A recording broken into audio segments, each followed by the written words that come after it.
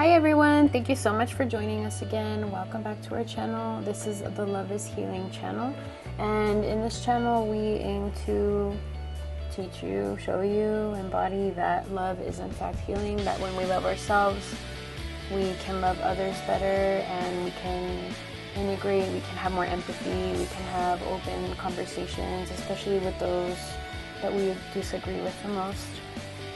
And yeah, we aim to have respectful dialogue and open-ended questions, and just, again, building that empathy and those connections with other people, especially those that believe differently from us. Also, we focus on psychoeducation and all things trauma, spirituality, honestly, just what comes up. Alright, please like, share, subscribe, and comment if you have any comments on this video. Hi everyone, my name is Magnolia Heaton, and I am the owner, founder, clinical director of Love is Healing LLC. Welcome back to our channel. Firstly, I want to start off by saying that I am grateful. Thank you. Grateful. Firstly, I want to give a shout out to Brittany. Brittany, thank you for posting all these videos and doing the descriptions and all the details that I don't like to do that kept me from posting all this time. Thank you. Shout out to our therapist and public relations girl, Brittany. And secondly, thank you to anybody that's been watching the videos. I think it's pretty cool. I don't like to keep up with analytics. I don't like to worry too much about what's going on with social media and stuff. I made a decision, I think when I was 13, to not care too much about what other people think, right? And so I took that from a social justice perspective of, like, I see how it messes up a lot of people, right? Side note, since I was young, I've always had people confide in me. I want to say since I can remember, since I was at least 8, right? Traumas and other stuff like that. So, yeah, just talk to tons, hundreds, even thousands of people. And I see a lot of themes, right? And I've heard a lot of intimate details about their lives, personally and professionally. So, yeah, I made that stand to not let others' opinions sway me. And that said, though, I was really humbled because I was looking at the channel because I was going to upload some videos, and I wanted to see, hey, have I uploaded this yet? And I saw that there are some videos that have like 500 views, 600, 700 views, almost 800 views. And then I saw this short that I posted, and it had 2,300 views, and I was like, wow, I can't say I ever expected that. So it's really cool, really, really cool, and I'm grateful. I think other than like the executive functioning things and like the editing and like the details and nitty gritty, I don't mind being in the public eye so much. I have been realizing and remembering, because of the views, and then also just other people who've seen me in the public eye in other ways, professionally, say things to me. I'm like, oh yeah, I forget that overall in my life, a lot of people know me. A lot of people know me. I don't necessarily know them, but it's just like, oh, I have a lot of eyes on me. Okay, cool. And I'm always grateful and humbled by that, I want to say. And that's another reason why I take myself seriously, and I have always taken my role as an influencer of sorts. Really, I want to be a good influence on everybody and just support you with your dreams and goals, even if it's in just the privacy of your home or car or whatever, right? Or your ear.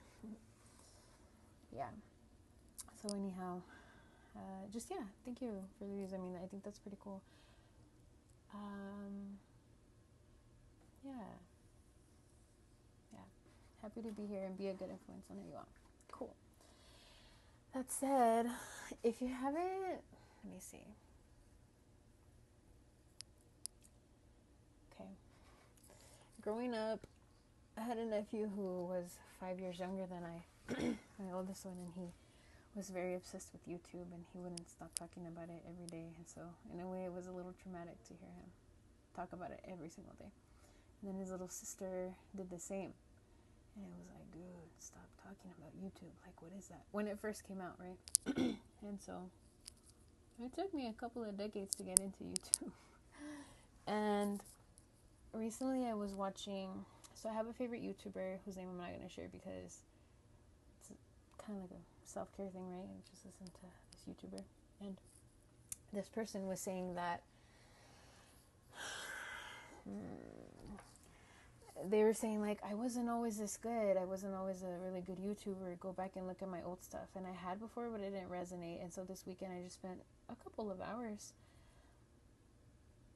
basking in my red light device and also draining my lymph with the gua sha. It's pretty fun. While also listening to their YouTube videos. And I noticed that, yeah, they're right. And then there's this one video that really resonated with me, and I felt guided to click on it and check it out. And they were saying a little bit about their upbringing and things like that. And I was like, yeah, I want to post an updated video on that. I've heard them talk about the present, but I didn't really realize their journey and stuff like that. And they have a lot of commonalities with me. So I don't know. I just thought it was cool and it was validating, and it was nice to see their journey and to see the things that I have in common, and like to see that they have similar struggles. It's just nice, right? And like, if you don't already know, so one, I'm Mexican, American, but I call myself Mexican. I'm Mexican, and yes, a big part of that means that I'm native, indigenous. And so if you didn't know, it's stereotypical for us to teach by storytelling. So if you're not into that, then just be aware that this is what I'm talking about today, and this is what this channel is going to be whenever you see me, right? I'm going to be telling stories and stuff like that. And most of my stories revolve around me and my personal experiences. Firstly, because I have so many. Secondly, because I'm not allowed really to share about clients, so I don't, and I want to respect their privacy. And then secondly, or thirdly, I guess, I don't know, like, I'd rather just share about myself than others' personal stuff unless I get their permission or something like that. So there's that. And yeah, cool. So I kind of want to just talk about where I came from and things like that. And I am aware that it is very likely that this video will be triggering for some people. Maybe everyone. I don't know. Why? Because a lot of my upbringing has been living in the middle between diametrically opposed views and things like that, which is why I feel equipped to be able to facilitate these different types of conversations, right? Firstly, also, I grew up in a really non-judgmental household, at least in regard to like one's own values and beliefs and perspectives. So thank God my parents raised me that way, and I can hold space for that. So yes. Okay, trying to figure out which one to cover first. Yes, I want to say that I aim to be Christ-like, and I'm not perfect. I don't believe anybody's perfect except for Jesus, and so just know that. I know and acknowledge that I'm not perfect, right? So it doesn't matter if you're more on the pagan side or if you're more on the Christian side. I'm not perfect, and I don't believe I have all the answers, and I actually have so many more questions right now than answers that I wish I could get answered, but I don't really feel like I have people who have all this knowledge that I can go to, whom I trust. So I'm saying that in case you're in the same boat, because I know a lot of people are. And to hopefully validate you and let you know that you're not alone. It's tricky. I think especially what's happened within the past 5 years, it's been a huge metamorphosis in consciousness and physical realities, and a lot of loss, and grief, things like that, All right, I'm not perfect. And then also, if you become triggered, of course it's easy to judge, right? Easy, natural, common. You can do that if you'd like. Though, if you would like to step into healing, self-development, etc., I would invite you to notice that you're triggered and then ask yourself why you're triggered. really, why? Where does that come from? It typically comes from fear. Fear of what? The unknown? Fear of judgment? Fear of what? Or it could also be just a learned behavior of like, oh, that's wrong. Let's say I listen to leftist media all day. So then I hear a conservative thought and I'm like, that's wrong. Why? Because it's conservative. But then that's my argument, right? Or the opposite being true.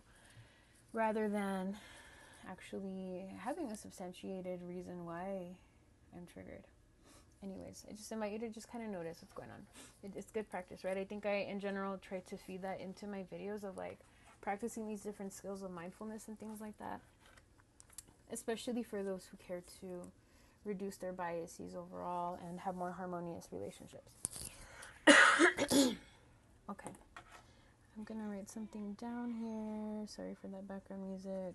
Okay. Cool. I have a whole list. I don't usually make lists. I think y'all know that, but here I am. Need one for today. Okay. Now, as I said, I'm Mexican, and my family's from Michoacan, Colima, and Jalisco. And doing the math, it looks like I'm more or less 3/4 indigenous and 1/4 Spaniard. I know that there's a lot of weight behind that and a lot of perceived division or fed division with that. For me personally, I think that's so cool. I think that's so cool that I can go to Mexico and like, well, honestly, if you've never been to Mexico, or even if you have, the main, kind of, one of the main, what the Aztecs spoke languages is Nahuatl.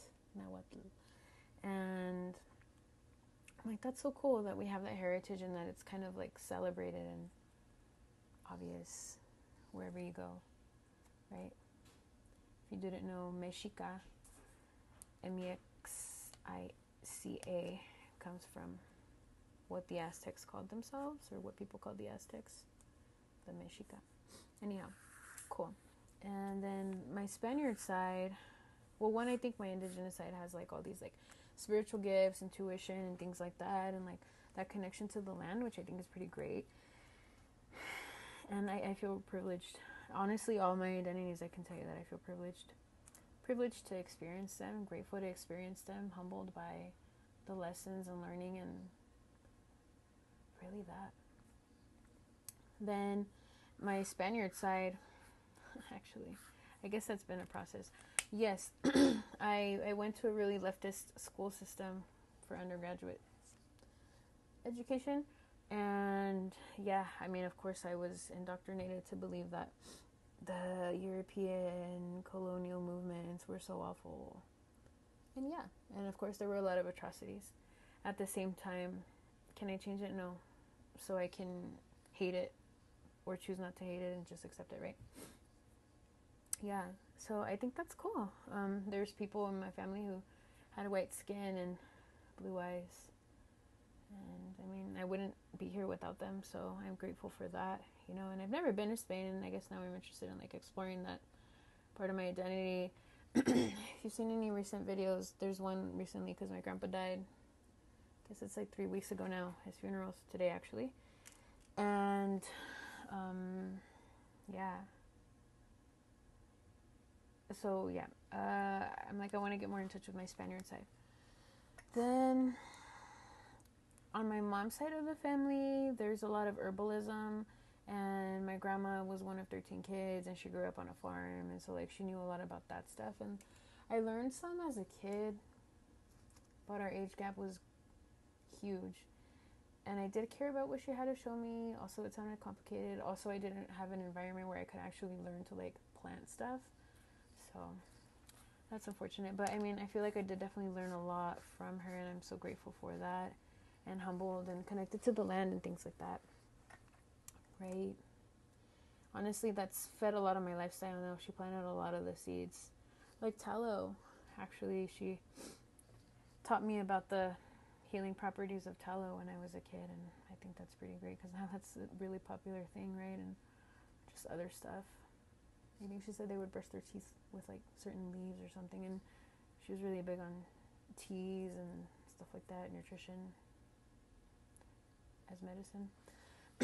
on my dad's side of the family, I don't know much other than I had a relative, my great grandpa, who was super duper wealthy. I think he discovered rubber, had something major to do with it, or had tires or something like that. My dad said. And his other side of his family too was also really wealthy at some point, which is pretty cool. I just think it's interesting that dichotomy, because my mom came from a lot of poverty. And then on my dad's side, I did have a grandma who practiced tarot, but that's all I really know. I found that out way later after she died, so it's just interesting. I wish I could ask her questions. And then growing up, I grew up as a charismatic Catholic, right, which I'm actually not 100% sure what that means, but I can tell you that I was raised more so like more or less like a Christian Scientist is what I know now from the words, and it's so different in English and Spanish, right? But anyhow, so I was raised in, actually I just learned this term too this year, folk Catholicism. So it's like, yes, it's Catholicism, but it also has all of the kind of indigenous medicine and things like that, like herbalism and just other healing modalities, right? In addition to like it being centered around Christ, Jesus. And then I went to church as a kid. I loved it. It was one of my safe havens, and so was school. And I feel like those still kind of are, so I still kind of love learning and teaching, and also love spirituality and God and things like that. And then my dad was an engineer, right? And he actually wanted to be a priest, and he was gonna be, but then he met my mom. And so clearly they got married and had us. And my mom was a nurse in Mexico, and she was in the military too, which is pretty interesting. It's just like, man, your stories are so rich. It's fascinating. And then I grew up talking about psychology, frequency medicine, functional medicine, aliens, ghosts, multidimensionality, death, all these things. Nothing was off the table, which is pretty great. I love philosophizing and things like that, and we all connected intellectually, I guess, more than emotionally, which, yeah, I wish I had the emotional support at the same time. I mean, at least we connected, I guess. I grew up in Southern California. Everyone was Mexican, basically, where I lived, virtually Mexican. And then I can't say that I really fit in, because my parents weren't working class, per se, right? And just a lot of other factors. But I absolutely loved people, always. And I mean, I was taught that you should respect people, and I really took that to heart. That you should love everybody and be as kind to them as possible. And so that's what I did. And I feel like I always had a lot of friends and community and support and things like that, for which I'm so grateful. Then, yeah, fast forwarding to college, I wasn't taught to think critically. And so when I was in college, that made it hard, especially I got like a C. I got my first C. And it was in philosophy, oddly enough, even though I love philosophy, because I didn't know how to think critically. Right? I was like, truth is truth is truth.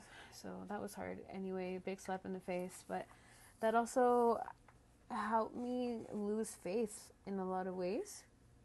And I couldn't find a church that resonated with me. And like the priest that was at our church had left at that precise moment. And so it was hard. I was lost in some ways. And so in a way, it was kind of like a rumspringa for me. After college, I moved to New Mexico, Albuquerque. And I went back to church eventually. But it was weird because it wasn't folk Catholicism, even though I didn't know that was a thing back then. But it was just Catholic, so super religious and just dry. And I couldn't feel the Holy Spirit at all. In fact, I felt pretty evil, which was weird. Excuse me. And so that was really hard to just kind of sit there and stuff. And yeah. So I ended up leaving. I fell away for a bit, right? But I always loved music and choir, and so I was in choir for years. Just kind of really all my life. 3/4 of my life I've been in and out of choirs and stuff at church. Then I joined a Pentecostal church, and that was pretty awesome. And I remember one day there, there was this guy, slightly younger than I, and this guy and I never talked, but I don't know what happened that day. And so we ended up talking by ourselves, like in the middle of a service. I don't know if he was like, hey, come here, let's talk, or something happened. So I think, yeah. And then he pulled me out of the main room, and then I don't know again how this happened, and I wish I had documented it better in a journal, but he told me that I was a bridge maker. And I was like, what is that? He's Navajo. And like, it was really cryptic, and I think on some levels it was meant to be. I don't know if he was like, you'll find out what it is, or you already know, or something like that. I was like, okay. So it was interesting, and it made sense. And to me, I guess when he said that, I saw myself kind of walking in the middle of everything. Poor and rich, dark, light, black, white, whatever in between, right? And I took that to mean, like, he said that we have a lot of bridge makers. I think he said from whatever pueblo or community he was from. And right, I took it to mean like my job is to bring people together. And so there's that. Then kind of throughout those years, I took my first Reiki class. Actually, a therapist of mine got me into it, oddly enough. She was like, I'm going to a training, and I thought it was a therapist training, and we have the same specializations. And then she said it's for shamanic Reiki, and I was like, whoa, I've been seeing the word shaman everywhere. Let me look that up. And so I did, and then that training was great. It led down this whole path to shamanic Reiki, which I'll say, to me now, shaman means, I don't believe anybody can be a shaman. I believe you either are or you're not. I know there's people who say everybody can be a shaman, which their argument is kind of like, we all have the capacity to have that level of healing capacities to support other people, and also that level of consciousness to be connected to the ethers, the divine, etc., to be a healing channel for other people. Sure, philosophically, to me that makes sense. Literally, I think in order to actually be a shaman, one, it's a medicine person, whatever that means. Excuse me. And then I'll digress to say that one time I went to Mexico and hung out with my cousin, and she introduced me to some of her friends, and then she was like, hey, she's a shaman. And then I was like, oh my gosh, she did not just say that. I mean, like, yes, but it was embarrassing because I was like, but these people are legit, and they're in Mexico, and like, oh, right?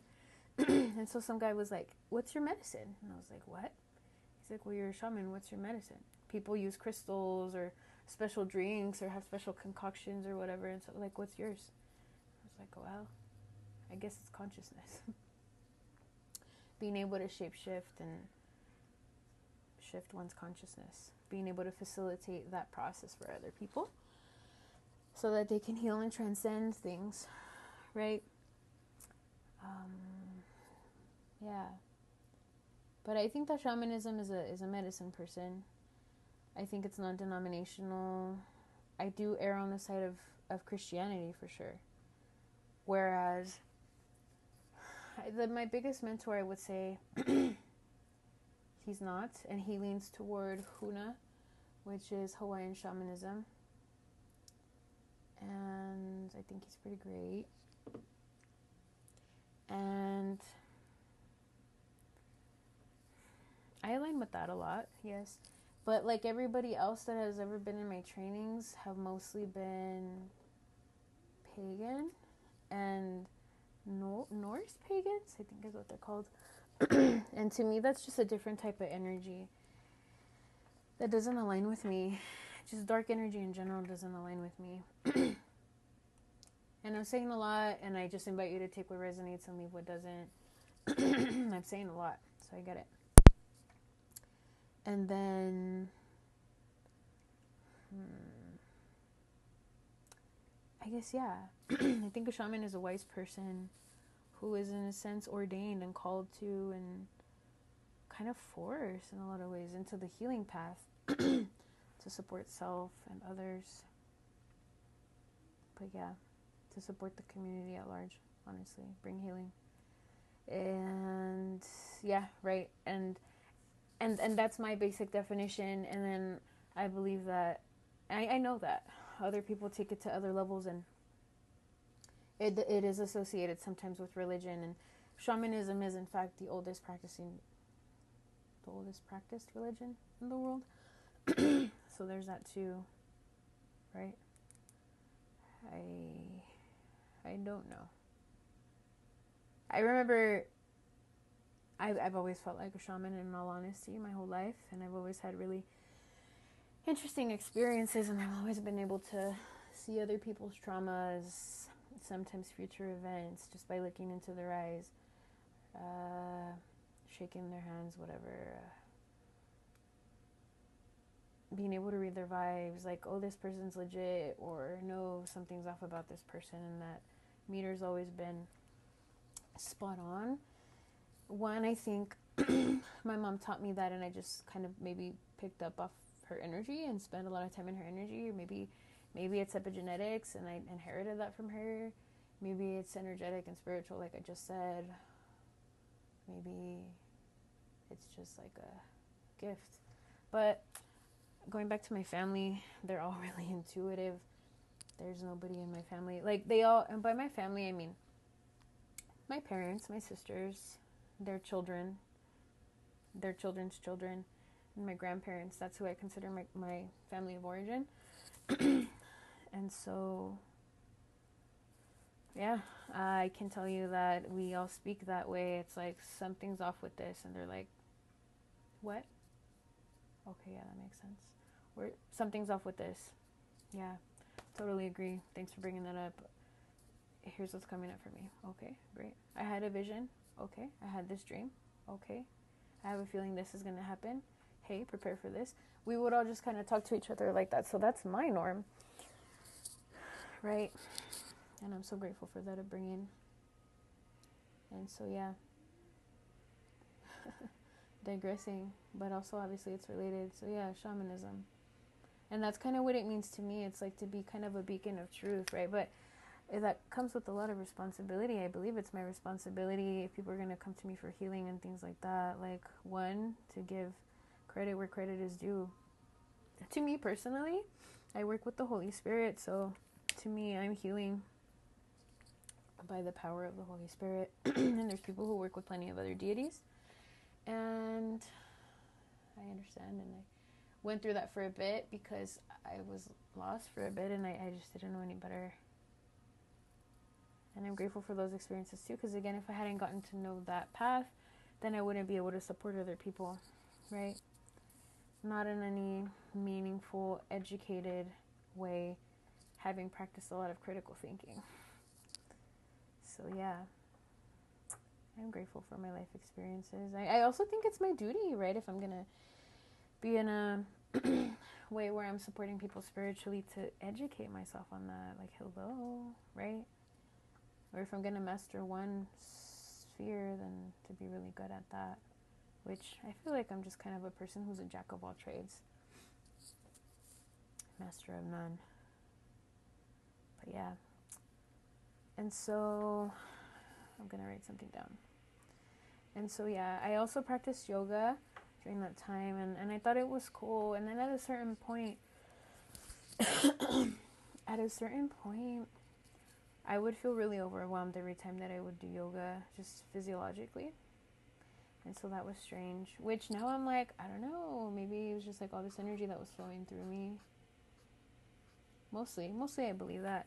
Also, see, I'm Catholic and I identify as Christian, but I don't fully see myself as Catholic, because I feel like I'm not Catholic enough. I don't see myself as Christian because I feel like I'm not Christian enough. And then Catholics are fine with Christians, but Christians don't like Catholics. So it's like, I like you, but you don't like me. Okay. And that's unfortunate and not fun. but it is what it is. And so I'll just say Christians will say that yoga is bad and that really you're sitting in certain positions, and as you do that, you're opening your body as a portal to connect with different gods, because I guess every yoga position is pose. Every yoga pose is associated with a different Hindu deity, and so that's why you're opening that portal, which I think philosophically, absolutely, that has merit. And then literally, I'm not sure. I'm not a yoga teacher, right? But I could tell you that my body started to become uncomfortable. Like, it's like, too much energy. I just needed a ground at all times. So it's just like, there's a whole yoga class, and I would spend 99% of it in child's pose. And then Shavasana. Okay. And then in 2019,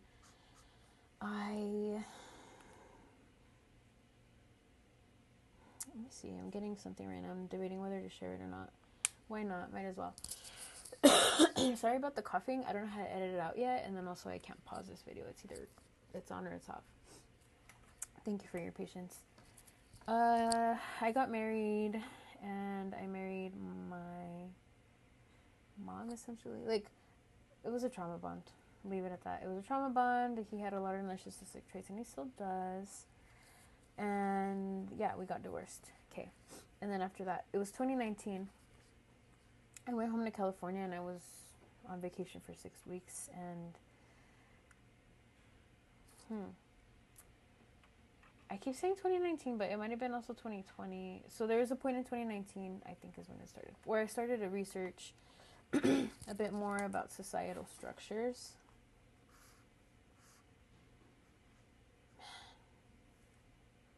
I'm going to come out right now in a really significant way, and I don't want to. But I feel like I need to start speaking like this. So, let me see. I can't remember what happened, but I remember this number, and I remember in that moment I was like, remember this number. So, when I was 15, I, at school somehow, first started, at first started hearing about conspiracy theories, and I was like, what is that, right? So there's this guy in my French class, a friend of mine, who became a really good friend of mine, and he would talk about conspiracy theories, and I was like, that.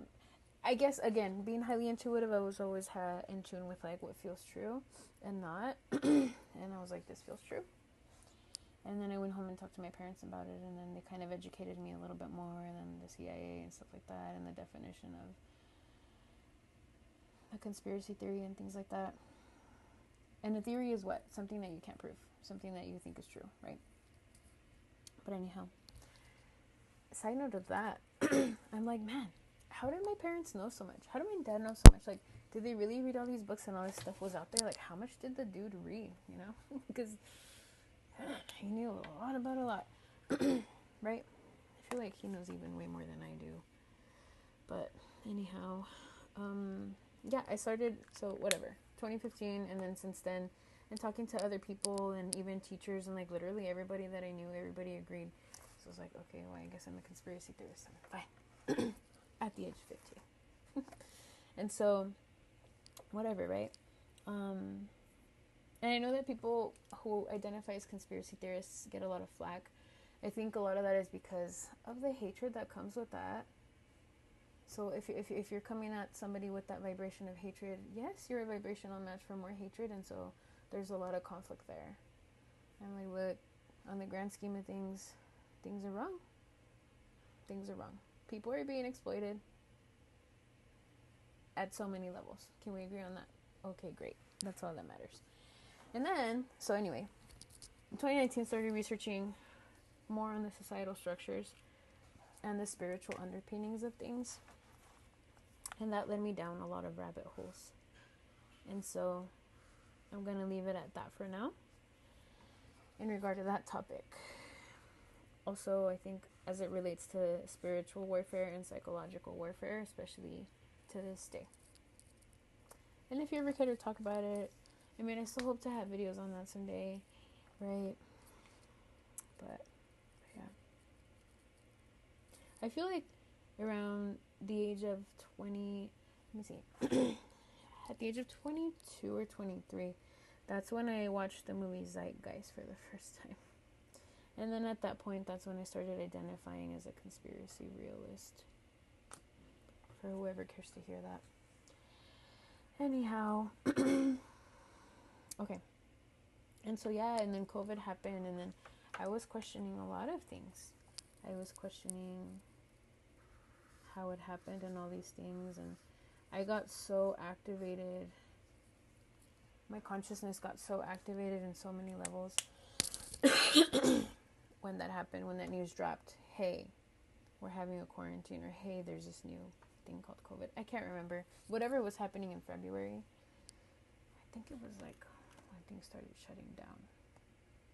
I can't remember. Nonetheless, got really activated. Cool. And then my dad died in 2021. And that was so hard for me, bro. He knows a lot about a lot. And, like, I'd go to him and I could talk to him about everything. And, like, he was my biggest spiritual mentor. So it's tricky, you know? And it just was hard to... Like, on some level, I was ready for him to die, right? And God was like, hey, he's going to die. Your grandma's going to die. This is the last hug you're ever going to give her. And I was like, okay. I think I've told the story. I have. I'm going to just say it again. In October 2020, I went home to California, and it was on a whim for my birthday weekend. And God was like, hey, I need you to go. And I was like, okay. I guess there's nothing impeding me anymore, so sure. I went, and then that's where, like, something happened energetically where I was like, okay. Like, the question was something that led me to say, yeah, I mean, if he did die, then I would be fine. And that's okay. I can release this connection, and I've learned everything I've needed to learn, and it would be hard. It wouldn't be great, but I can be at peace with him dying if he needed to die.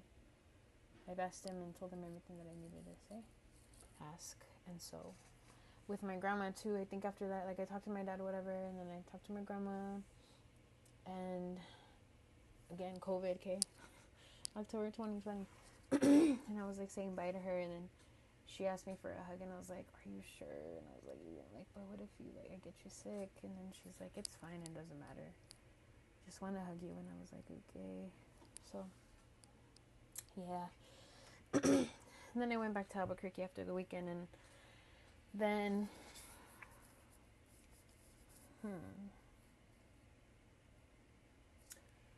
and then I don't know why this feels relevant. It's so complicated. Okay, hold on, because my mind is racing. Okay. I went back to Albuquerque, whatever, and then I was guided to go to Florida again, on a whim, spur of the moment. And so I hit up my friend that lived there and was like, hey, does that offer still stand for me to go visit you in Miami? And he said yes, and so I did, and that's where I met my now husband, which I didn't expect, but it was really cool. Anyhow, and I met him at the right time, because the month after that is when my dad and my grandma died. And so when my dad died, that's when I felt like I absolutely had no elders. I mean, I stopped having elders. And on some level, my mom, I consider her my elder, but she's just not the same as my dad, you know? I honestly feel like he was a genius. I kind of suspect, honestly, now that he had autism. But, yeah. Honestly, Asperger's, right? Back then, I think he would have absolutely qualified for that. But, yeah. Okay. It was hard. No elders. So I was like, great. Guess I gotta figure it out for myself. Girl, it is hard. It is hard, right? Because, like, I can talk to people who are more shamanic, and I can talk to people who are more pagan, and I can talk to people who are more Christian, and I can talk to people who are more Catholic. But, like, where's the intersection? You know? Or where are the other people who have expertise in all these areas? Right? So that's hard for me. Anyways, would love to connect with you if you're a person who knows a lot about all of those and can hold space for those points of view, non-judgmentally. So we come back to the present day. And now I mean, yeah, as I said, I'm more Christian than anything, right? Because I believe in Jesus Christ. I believe he died for our sins and he existed and things like that. And like, okay, if he didn't exist, fine. I still like the concept of Jesus Christ and I still follow that. And just even looking at it philosophically, just the fact that we have the word Christ means that there is a Christ, right? and I love that idea, right? And I just love who he was and what he stood for, and the fact that he was love, Christ was love, and taught us to be that also. And so we're called us to. And then I'm Catholic because of tradition more than anything, but it doesn't fully align. And I follow a lot of Christian media on social media, and like there's pastors that'll be like, yeah, Catholic priests aren't married, and how can they give you marriage advice? And I hold on to that, and I'm like, man, they're right. You know, it's like they can in theory, but it's not the same. And then looking into Freemasonry and how that's really tied into the Catholic Church and all that stuff, like it's really hard to reconcile that, right? At the same time, I do notice a lot of pagan themes, which I feel like kind of that's what opened the gate for me to be kind of more into the shamanic stuff, right? Because like it wasn't a big stretch, but if I had grown up Christian, then I think it would have been kind of more black and white, you know? But anyways, and then Reiki now these days, I don't know about it. I don't know if that would qualify as divination or not, because I mean, I've always said that I heal through the Holy Spirit, and when I do Reiki, I do tap into the Holy Spirit and stuff, and I pray to Jesus and things like that, right? And so there's that. And I'm sorry if you hear that knocking. And I don't know, I feel really conflicted on that, whether I align with it fully. I definitely don't align with it fully. I just don't know if I think it's right or wrong.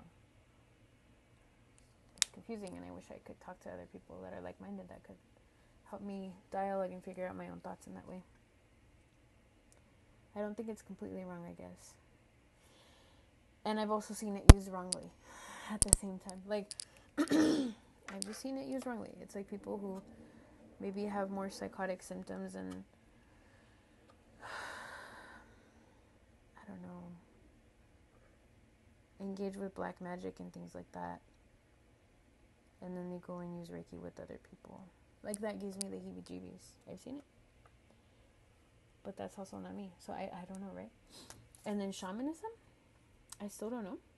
And again, as I mentioned, so a lot of the people that I trained under with shamanism, they were more Nordic, and like they had Norse traditions, and I don't align with that energy. I get the heebie-jeebies from a lot of it, yeah. And the actual entities, right? And then I don't know. There's just like this really big disconnect in that way. But when I look at like shamanism in like Latin America and things like that, that comes naturally and things like that. And I do feel like there are different entities or something. It's just different energy and energies.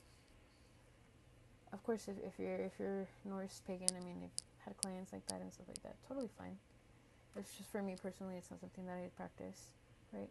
And I tried, and it just didn't work out.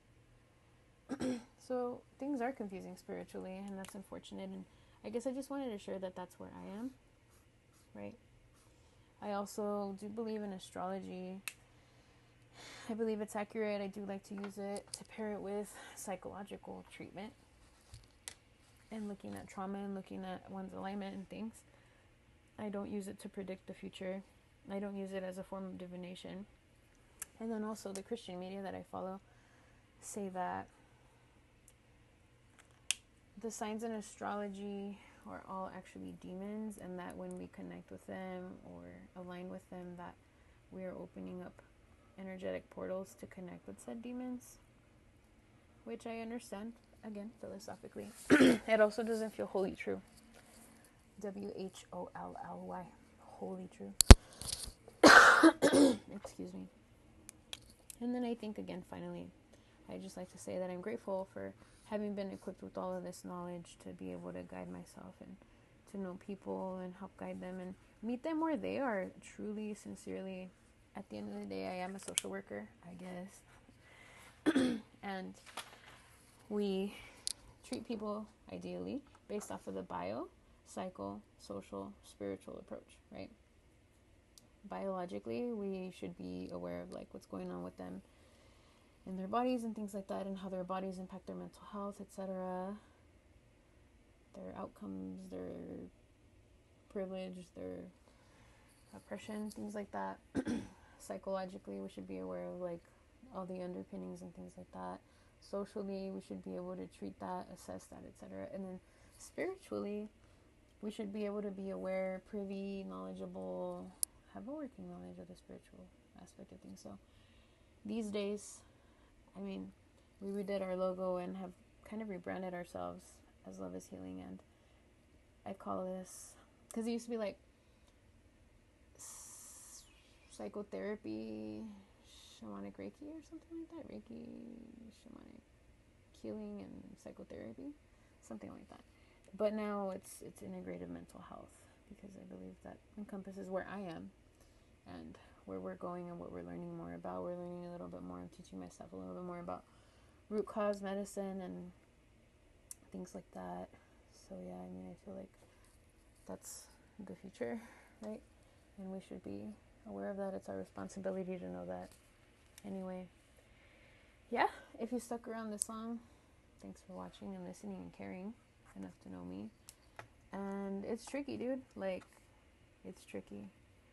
And hopefully I didn't trigger you too much. If I did, I'm sorry. I was just being honest, and it's a lot, right? And you can see how even like within myself, I mean, that's a lot of tension, and there are a lot of diametrically opposed beliefs and ideas and practices within that. And if you're familiar with any of these things that I mentioned, honestly, like, I'm sure you could see where they have been harmful. Duh. Like, Christian and Catholic crusades, like, yes, that's been really harmful in the past, right? Paganism, I mean, I can see why people wouldn't like that, or I haven't messed with Satanism, not interested in doing so. I have researched it due to the societal structures. I feel like it all has an undertone of Satanism, which honestly, starting to research that is what led me back to Christ a bit more. So there's that. I don't like to be pushy. I like to live by example, and then people can either follow me or not. They can either say, this aligns with me, this doesn't, and I'm like, great, I'm not God, I'm not here to judge you, and I'm just here to support you and love you, you know? And really, that's why I believe love is healing. I'm saying, it all goes back to that. Yeah. I don't know why I felt guided to share this video, partially just to document it, partially to attract people who believe like me or who are open-minded and stuff. I think also to put myself out there and let you know where I'm coming from when I say that I like to bring people together who are diametrically opposed. I will say that I see a lot of hatred out there, and yes, there's a lot of good, right, that comes out of these things, but it's like once we start judging other people and excluding each other and things like that, categorizing them and pigeonholing them, I think that's where we start to have problems.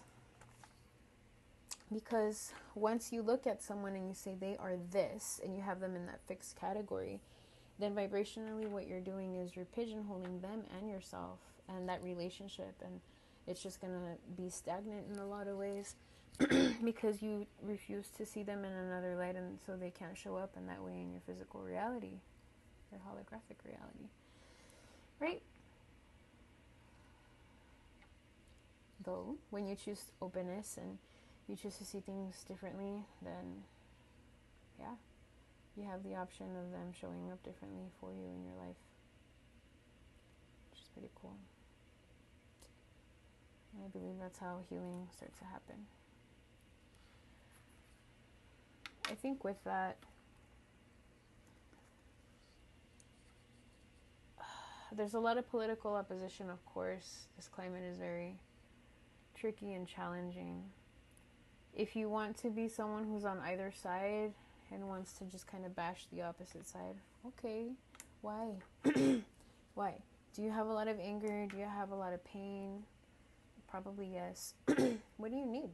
Do you need to hurt other people on purpose? Do you need to be validated? Right?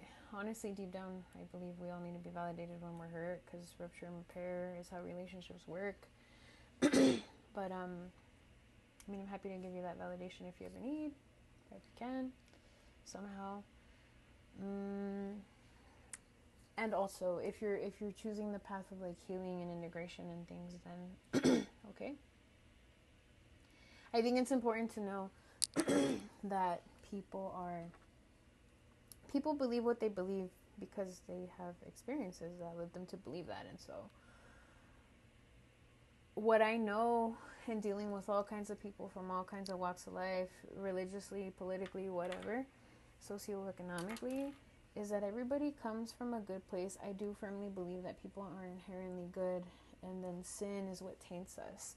Human nature is what taints us. That evil, that hurt people, hurting people, that unprocessed trauma, that intergenerational trauma getting passed on, is what does us dirty, really, as a society. And that's what gets in the way of connecting honestly in relationships, and kindly in relationships, and openly in relationships. Those are my thoughts for anyone who cares to hear them. Yeah. So I think if you're someone who's diametrically opposed to anybody, really, and you hope to or need to make that connection, connect to them from your heart and focus on your commonalities rather than your differences. Again, if you made it this far, thanks. And if you have any questions below that I can answer and or feel comfortable answering, please pop them down below. I'd be happy to at least check them out. And thanks again, and I wish you the best in your life journey and in your spiritual path. I wish I knew the right answers. I wish I knew 100% foolproof, without a shadow of a doubt, what the answers were. I don't. Right. Until next time, everybody. Bye. As always, thank you so much for watching. We appreciate it. Please give us a like, share, subscribe. And you can find us at loveishealingllc.com for any bookings, trainings, collaborations, things like that. We're on Facebook, YouTube, and Instagram. And our handle is at loveishealingllc. Take care, everyone.